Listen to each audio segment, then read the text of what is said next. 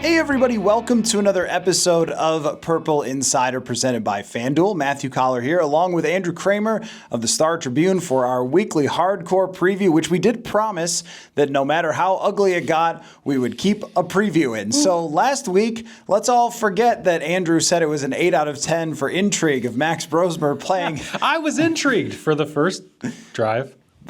Intrigue doesn't mean that you thought that it would be great, but Yeah. I would say that, maybe we were a tad guilty of saying maybe. But what's really interesting about this season, Andrew, is that as long as you and I have both covered the team, usually when things are going bad, there's something that's coming around the corner where it is better. Like the 2016 season is my first year, and man, did it get nasty at the end of that season. And then 2017, they're in the NFC Championship, and 2018 is pretty terrible. And then 2019, here they come into the playoffs again. And this season, I think we've all expected JJ will come back and he'll play well, and then they'll get back on track because there's just too many good players and coaches here with their resumes. And it just hasn't happened. But I'm here to say that it could. For this week, this Washington Commanders team is extremely bad this year on paper. So is this the week that finally something good happens? It could. It could, in a way that it could against the Chicago Bears. And the Bears are obviously better than the Commanders, but their defense is statistically on par. Washington's is obviously a little bit worse too. They're worse in almost every way. So when I say it could, that means the spaces will be open in the route patterns. There will be throwing lanes. I have no idea if those throwing lanes are going to be hit on target, on time, and in rhythm. But the Vikings feel like, with more simplification, less in JJ's mind, that they could get more out of him. But Matt, like you said, 31st in yardage for the Washington Commanders. I almost said it. Washington Commanders in terms of they allow most teams to march up and down the field on them. Yes, they do. And against Denver the other night, though, they were competitive. Yeah. And that is something to keep in mind, that even defenses that struggle can have a good day if you do what? Create turnovers. And that was the big message from Kevin O'Connell to JJ McCarthy is, let's not worry too much about how you're dropping back and hucking the old pigskin, but maybe just don't throw it to the other team or we'll lose. And that remains the case with this team. When you look through some of the names on the team, you're like, Bobby Wagner is here, although he's banged up. Von Miller was once one of the premier players in the NFL, and I'm sure he thought he was joining like a Super Bowl gravy train in Washington when he got there. Daron Payne has been good. Preston Smith has been good. But I think there's a pretty common thing here that a lot of these guys are just not the players that they used to be. And I don't expect JJ McCarthy to be under a lot of pressure in this game.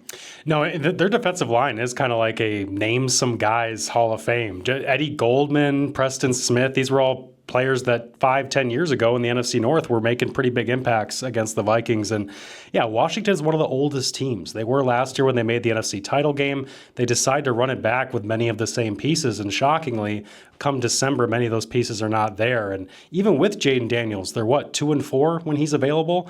So it's not too much of a shock to me when you look at Washington's defense specifically, which was the oldest part of their team, that this has kind of fallen apart the way it has. And when you watched Bo Nix able to march down the field on them, I think they've taken back-to-back games into overtime. They took Denver to overtime too, but Denver had no problem moving the ball. It was just a matter of takeaways, turnovers, punching it into the red zone, turning field goals into touchdowns that they couldn't consistently do. Bo Nix is a better quarterback right now than JJ McCarthy. I saw Bo Nix make some throws against Washington that I have not seen JJ make, at least in some time, or certainly not consistently.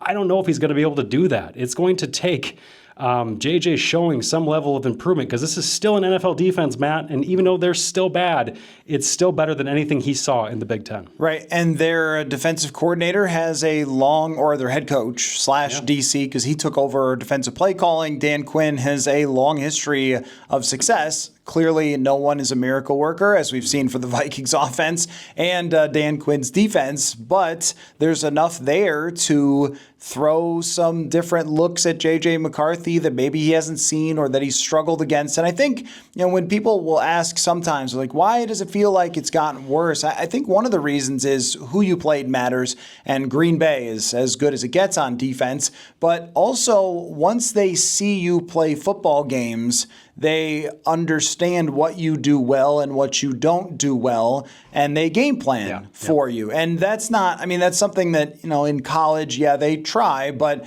if you're talking about the difference between NFL game planning and college game planning, it is absolutely enormous for how many hours get put into studying every single drop back of a quarterback. And you know that Dan Quinn's going to be doing that. It feels like he's coaching for his job at this point. I don't know their situation if they're saying that, but if they lose out or something, then they could have a coaching change there as well. So he's going to throw the kitchen sink, I would imagine, at JJ McCarthy. So even though we're assuming, he should have time to throw, there should be guys open, I also think that there could be different pressures that maybe he hasn't seen before or that he's really struggled with, different coverage changes. We saw that a lot.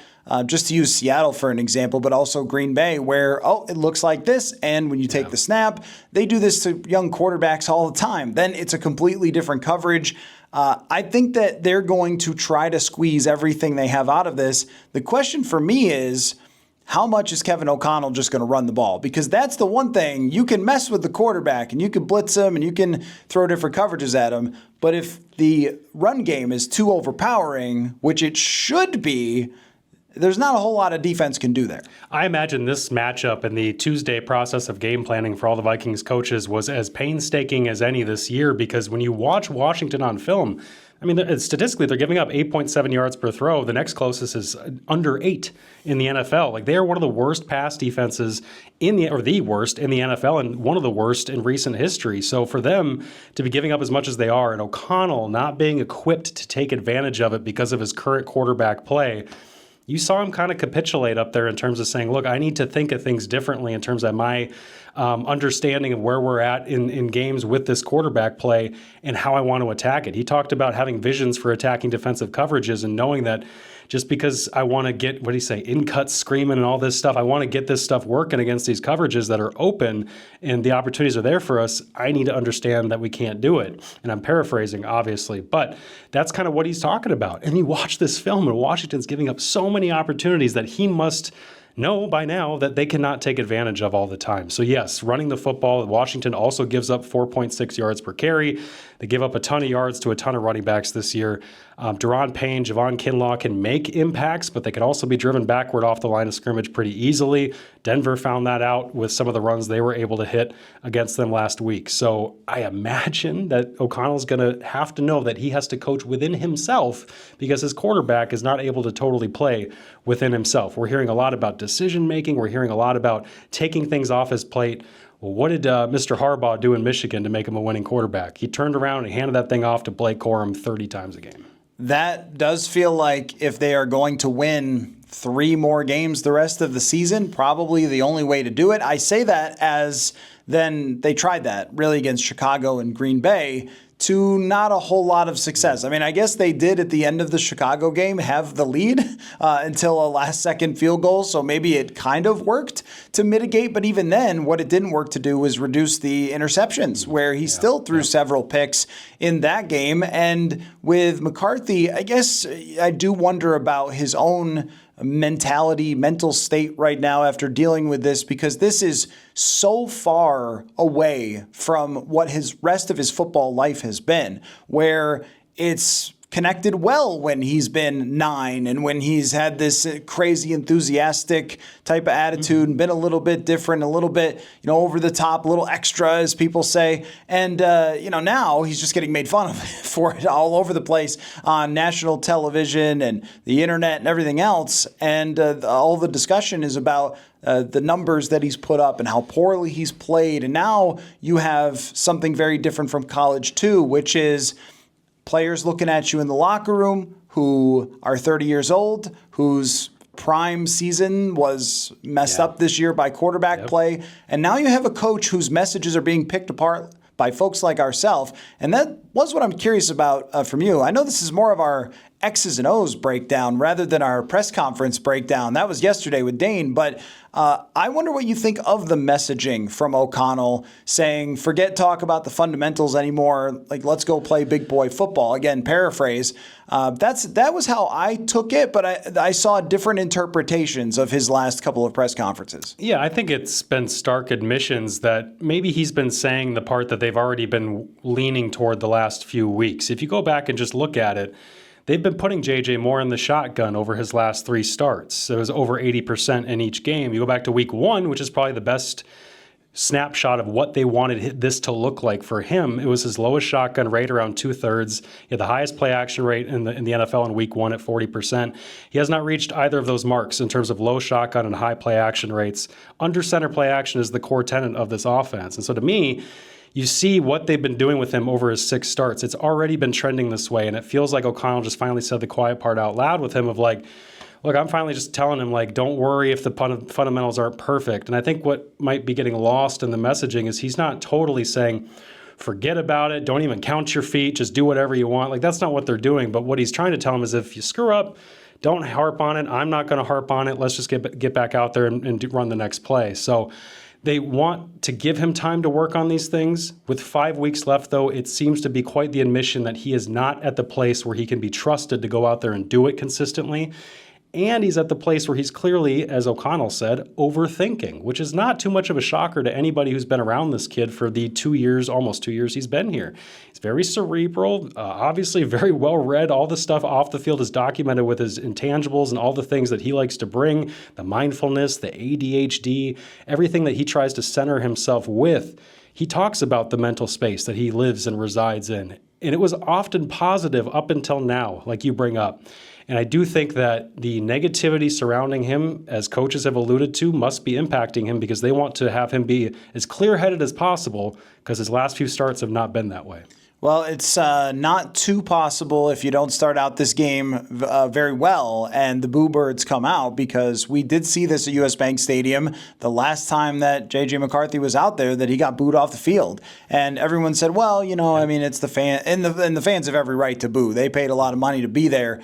People who tell fans not to boo their team or whatever, I'm like, hey, man, you didn't pay the price to sit in those seats and watch your offense be a horror show. So they have every right to do it, but also there's no way that you don't feel that. And I know that JJ told us in Green Bay, always confident and everything. There's no way that someone can perform like this and not have their confidence shaken. This feels like a game where it's the last frontier of, we're going to try this simplistic approach. We're going to try not talking to him about his fundamentals anymore and just tell him to go play and see if that works, because they've tried everything else. And I don't think that necessarily means, this is just my take, that O'Connell put too much on his plate from day one. I think that the run-pass ratio is always going to be, we're going to look at it and go, did you need to pass there on 3rd and 4th and 1? Like, we're always going to do that with O'Connell. But I also think that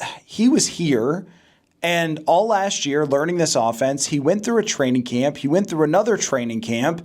It's now week 13. Like, how do you not know the offense well enough to the point where Aaron Jones is trying to look for any other words to say except for dumbing it down, and eventually he had to say, yeah, we're dumbing it down. I mean, that to me is an indictment on where the quarterback is at in his own progress. Yeah, and look, Ken O'Connell has a very clear vision of how quarterback play needs to be done in the NFL through a pure progression West Coast system that he's learned under Sean McVay and he's wanted to install and has installed to great success with different quarterbacks. Josh Dobbs even came in here and ran variations of it to success until it didn't work out quite so well for him.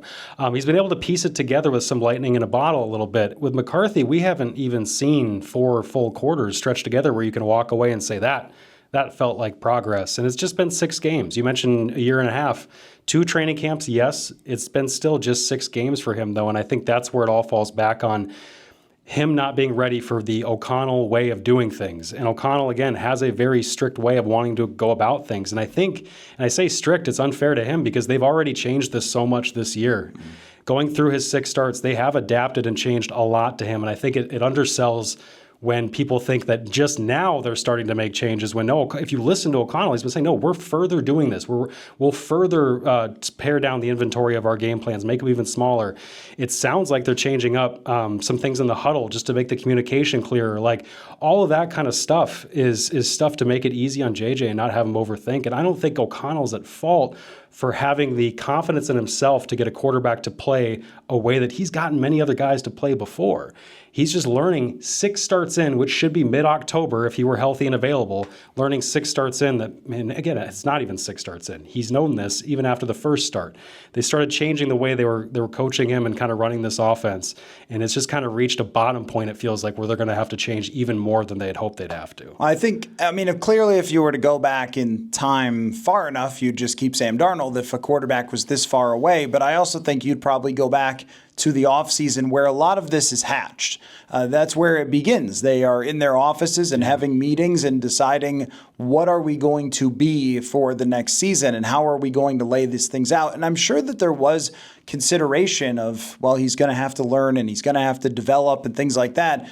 Maybe they used too much of rooting it in where he was at the end of 2024, assuming that he would just pick right back up, and that potentially did not happen. But I think if they were to go back now, they probably would have a entirely different idea if they had known that it was going to be such a struggle. But then at some point, there's just a baseline of even being on the field. Even being on the field requires, getting the cadence right. Yeah, and it's, when you talk about having to dumb it down, there was something that Aaron Jones said that really stuck out to me, was where you followed up with him on the complexity or something, and he said, no, hang on, it's not too complex for me. And I thought that was very telling. It was like, this ain't about, Aaron Jones or TJ Hawkinson or Justin Jefferson. Like, the quarterback can't get it. And for me, if you've been here for that long and you can't get these things, then you got to prove that you can really quickly, even with all the help that the coach is going to give you. There's only so much you can do. You cannot run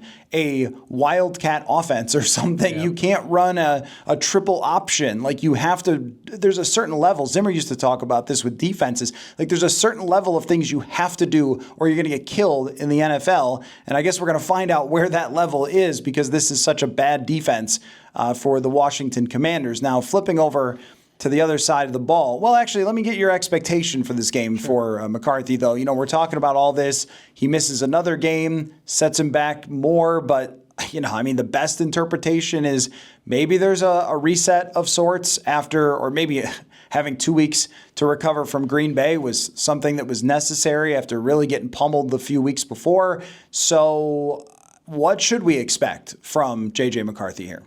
Yeah, I expect Kevin O'Connell and this Vikings offense, they should be leaning on the run as much as possible, and I would expect JJ McCarthy to try to get the ball out quickly with some of their quick play stuff, screen games, all that kind of stuff that they tried to do with Max Brosmer in the screen game, but they didn't involve a lot of, I thought, complexity to their quick game. They tried to get Max to do the full field vertical stuff because they thought he could, and he couldn't. I think they understand more with JJ that he's in a position that they're going to need him to get the ball out quickly, make easy, fast decisions. Don't have him think through many long full field progressions. He has shown that he doesn't make consistent or good decisions when he does that, and even when he tucks and runs like he's done at times, he's now gotten hurt in 2 different games where he's run and taken quite a few sacks. So I think this is a game where they're going to want the ball in his hands as few seconds as possible in the backfield, just to minimize the amount of decisions he has to make. So my expectations are that they're going to want to get the ball out to Addison, Naylor. Where are the quick handoffs to guys? Where's the jet sweeps? Where are some of the wide receiver underneath involvement that we just haven't quite seen? Like, that's the kind of stuff I want to see, and I expect them to do it just because they're going to have to minimize McCarthy. But they should be able to run the football, Matt, like they did against Green Bay at times, and they certainly did against Chicago. I think they'll get back on track with that.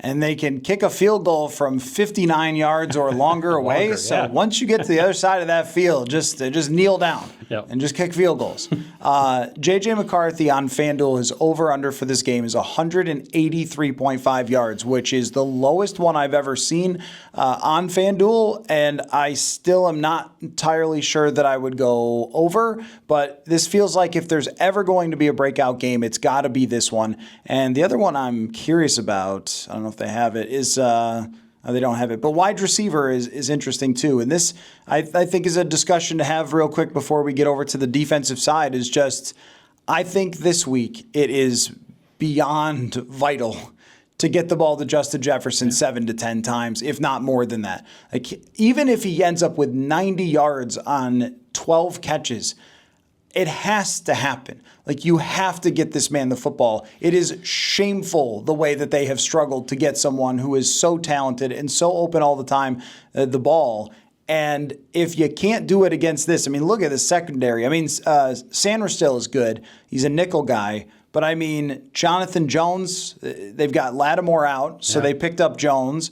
And they've got Amos out, who was one of their top picks. Antonio Hamilton Sr. and Jonathan Jones, Jeremy Reeves and Will Harris. These are the secondary. Who are these people?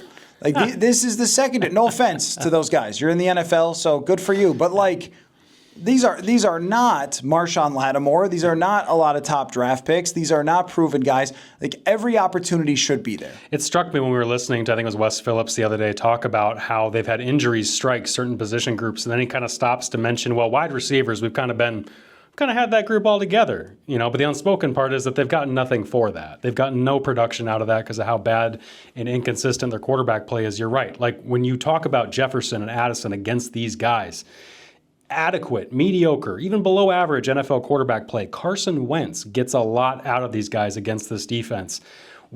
How can you or I sit here with any confidence after 6 starts of what we've seen from McCarthy and say, he's going to get it done? I think they almost need to turn to what John DeFilippo did in 2018 with Stephon Diggs. Remember when they were so bad running the football?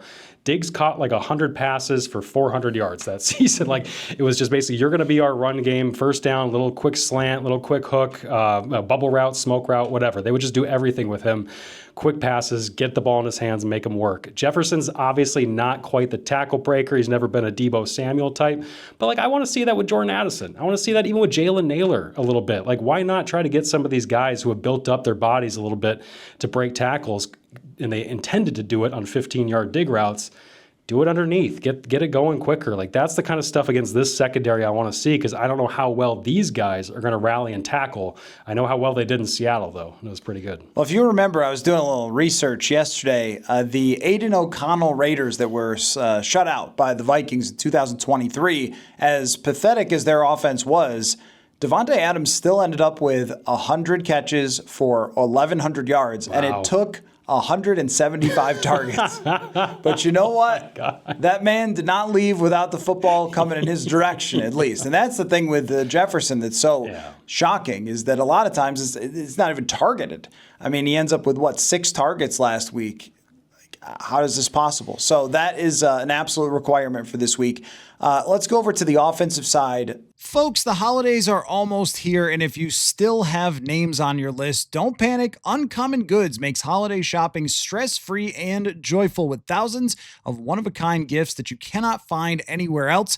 You'll discover presents that feel meaningful and personal, never rushed or last minute. Uncommon Goods looks for products that are high quality, unique, and often handmade or made in the U.S., many of which are crafted by independent artists and small businesses, so every gift feels special and thoughtfully chosen. Looking at Uncommon Goods right now, and there's so many golf presents. You guys know that I love golf, and guess what? So do a lot of my friends.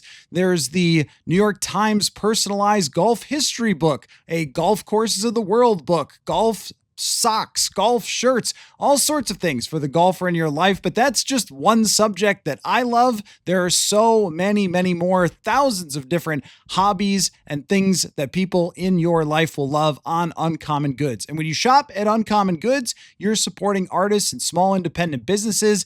Every purchase is a chance to choose something remarkable and feel good about where your money goes. And every purchase you make at Uncommon Goods, they give back $1 to a nonprofit partner of your choice. They've donated more than $3.1 million to date. So don't wait. Make this holiday the year that you give something truly unforgettable. To give 15% off your next gift, go to uncommongoods.com/Purple Insider. That is uncommongoods.com/Purple Insider for 15% off. And don't miss out on this limited time offer. Uncommon Goods, we're all out of the ordinary. So, We have to break into the show here because when we originally recorded our hardcore breakdown, we thought that Marcus Mariota was going to start at quarterback. But alas, Jayden Daniels is back for the Washington Commanders. So, Andrew, let's talk about what that means for the Vikings. Facing Jayden Daniels, a big surprise. He was only limited in practice on Wednesday. Now he's going to play. But it has not been, when he has been in for Washington, the Jayden Daniels that we remember from the NFC Championship run.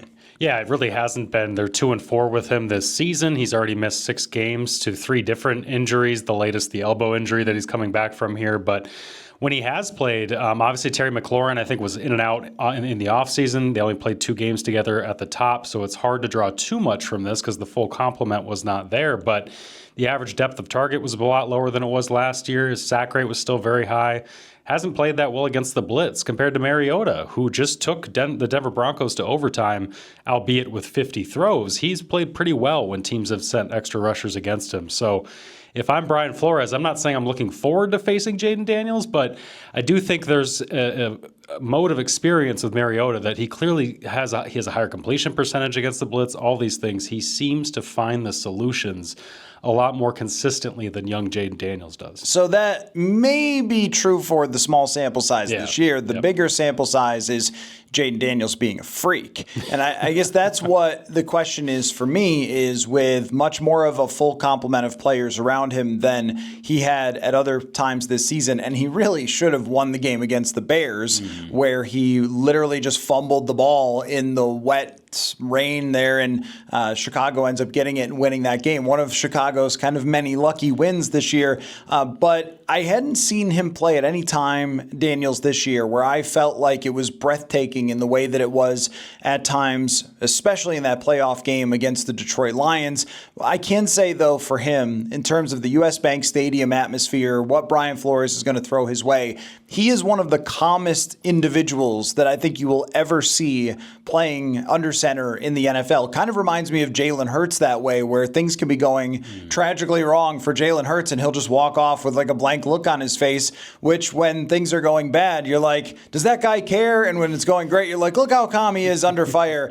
I think with Daniels, the biggest fear for the Vikings would be something they've struggled with throughout the season, which is scrambling quarterbacks. They had a really tough time taking down Caleb Williams, and when Jalen Hurts was here, he launched a bunch of deep balls and had a lot of success throwing down the field. And for Daniels, even if he is a tad rusty, that is his thing, is being able to scramble around, make plays. Yeah. And I think he has one of the best deep balls in the NFL. He does, and you saw that connection all throughout his rookie season with Terry McLaurin. McLaurin, one of the best deep threats, too. So I think him being back, him being healthy is a huge difference maker compared to the beginning of the season, where McLaurin, again, was coming off an inconsistent, just participation-wise, summer and did not seem to be clicking right out of the gate. That included, I believe, that Week 2 game against the Green Bay Packers, where it was Jeff Hafley's defense that seemed to really put a lid on everything they tried to do downfield. It made Jayden hold the ball, had to check down quite a bit, and then they rallied and played very well underneath. That's the kind of mode that I expect the Vikings to be in when they're not sending 5, 6, 7, which we know we're going to see quite a bit against Jayden Daniels. But we're going to see a lot of cover 2. Like Vikings love to run the Tampa 2 that they've been doing because of how well Cashman and Eric Wilson cover down the middle.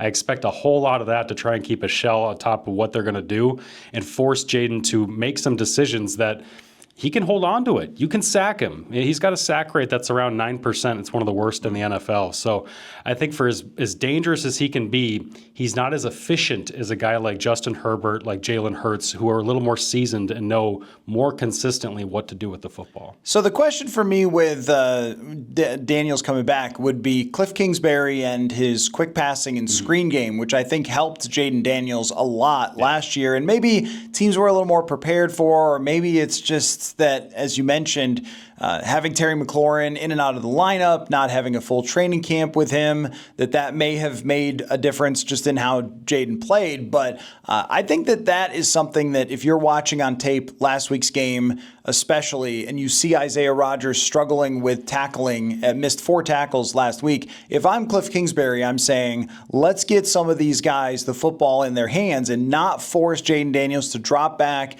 face all that pressure, bounce bounce around, put himself potentially in danger, which I think that Jayden has a tendency to do a lot and take way too many big hits. So I think that they will be trying to test these defensive backs for their tackling because it's really been an issue all year long, and they have guys like McLaurin, like Deebo Samuel, even Treylon Burks, who can break tackles. Yeah, and to me, I could see Deebo Samuel's the nice toy that they brought in there, who's been a huge catch-and-run threat his entire career and fits very well with what you're talking about, but also that backfield that they've got. When they traded Brian Robinson, I was a little confused, but to see Chris Rodriguez, Jeremy McNichols, the young Krosky Merritt, Ja'Cory Krosky Merritt, like they'll get all those guys involved in those kind of ways, especially McNichols as a receiver. So I think the underneath stuff they're going to go to, that's Kingsbury's MO. They probably want to get the ball out, I would assume, quickly against this Flores defense. So I would expect a lot of that because you're right. And I go back to a play against Seattle, too, where it was Ken Walker on the perimeter, and you just see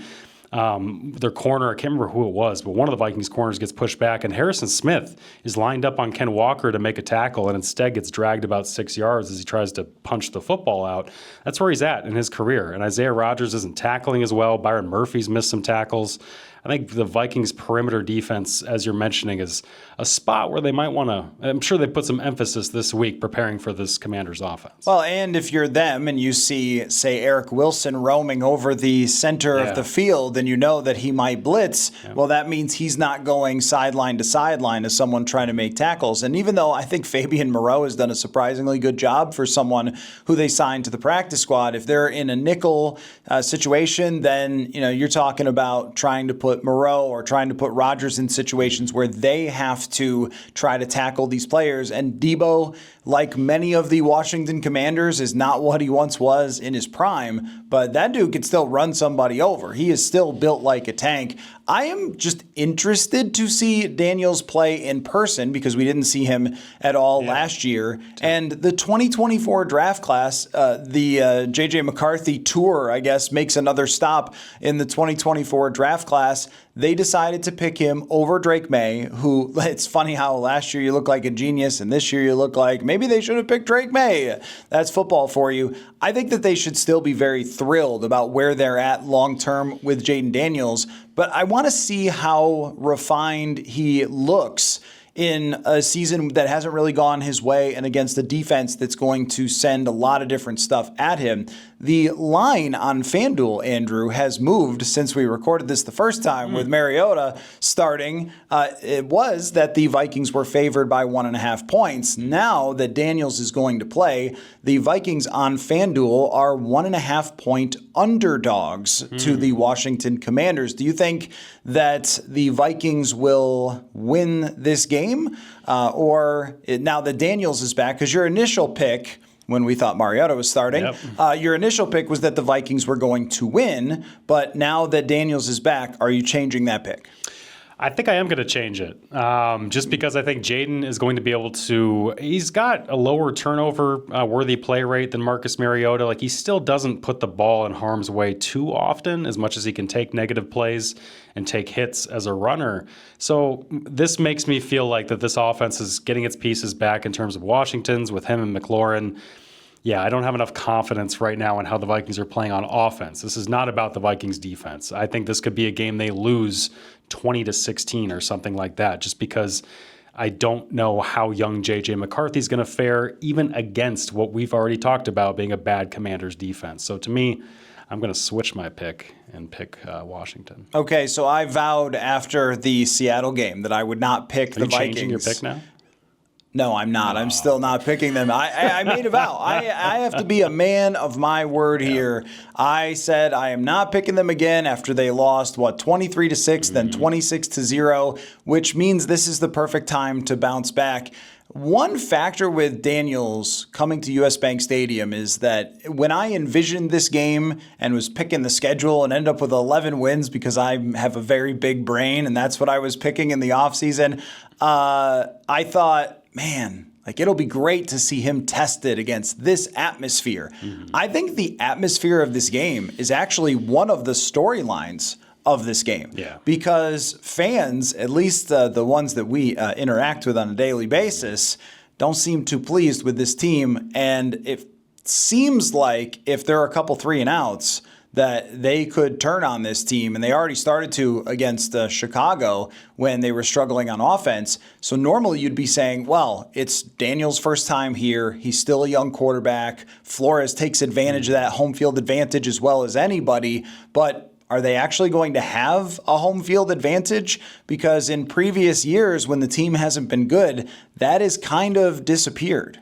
Yeah, and I can't remember if it was the Bears game or if clearly it would have obviously been at least the Ravens game where he was booed, off the field after I think it was Bears, right? One of the third down misses. So that was the most recent home game then before this one. And it just didn't go well. So it was very nice of you to say it's about the team and not about the young quarterback, because I feel like that's where they're at least the sense that I get from fans, both at games and as you mentioned on social media. It's all about the quarterback, the failure to develop the quarterback, at least to this point, 6 starts into his career. So yeah, the how they receive him, if they don't start well, and frankly, because we've heard now his teammates talk about it. I'm trying to remember exactly who said it, but one of the teammates, it might have been Aaron Jones, mentioned just him not getting kind of caught in the snowball, the emotion of just, having that all kind of affect him and the crowd noise and everything. And he needs to kind of, and McCarthy talked about that too, kind of being more mature emotionally and not feeling sorry for himself, he mentioned. So that you could feel sorry for yourself pretty quickly if you're getting booed in the first quarter, coming out. Since we're redoing this, here's what I'm going to pick. I'm going to pick the over-under for points is 43.5. I'm going to go over on that, and I'm going to say that this is a 27-24 win for Washington in overtime. That's how it happens. It's going to be an exciting game. Overtime. I think it's going to be an exciting game. I think that McCarthy will get some things back on track. But since we're recording this now after we listened to McCarthy talk, what did you think of him saying that he felt like he was overthinking too much and now has been freed of the shackles of someone talking about his footwork? Yeah, he talked about this frees up a lot of space mentally was his quote. He sounded like a 22-year-old, an inexperienced one, I should say, and one that has a lot of maturing to do, both as a quarterback in the NFL and as a young man like anybody who's 22 years old. So for him talking about the emotions of it, being okay to fail. Like go back to training camp, go back to OTAs. I remember being in his press conferences in May, coming off that injury, him saying, I need to be okay to fail. I'm a perfectionist. Now that I'm going through this as the first team quarterback, I need to be okay to, at failing.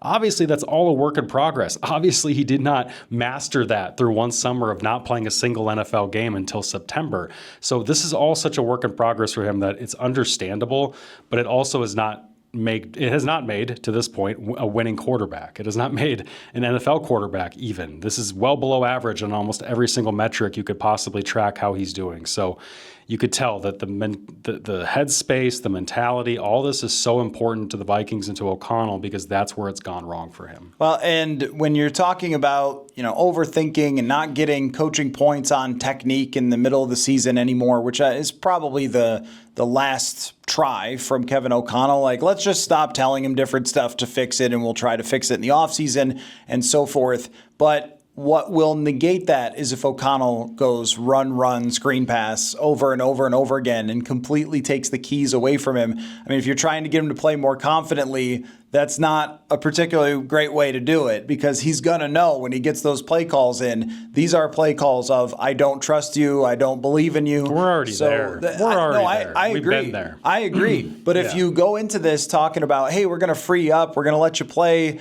and be yourself, and then it's handoff, and then a quick little pop pass or something like that's he's going to notice that the offense, and also it's already been called dumbed down by Aaron Jones. Like there's not a lot of things at this moment that are necessarily building up JJ McCarthy when you're talking about, well, you can't throw, so I'm done trying. And also we're going to dumb down the offense because you can't handle it, but go play free.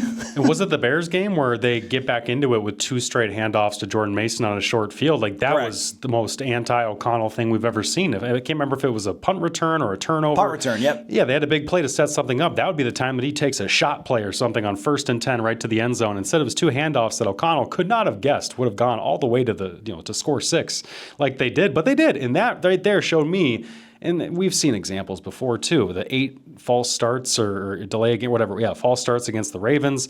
Just everything that led up to that point and all the issues that they've had, you've seen him kind of pull back step by step by step. And I do feel like there's been a mild overreaction here because we've seen gigantic overreactions on some things. But there's been a little bit of an overreaction on O'Connell talking just this week about pulling things back from McCarthy when this has been a process throughout his entire 6 starts. Yep, 100%. He's already started doing it in the last 2 games specifically. So that's going to be one of our storylines to watch going into the game. We'll see how it goes.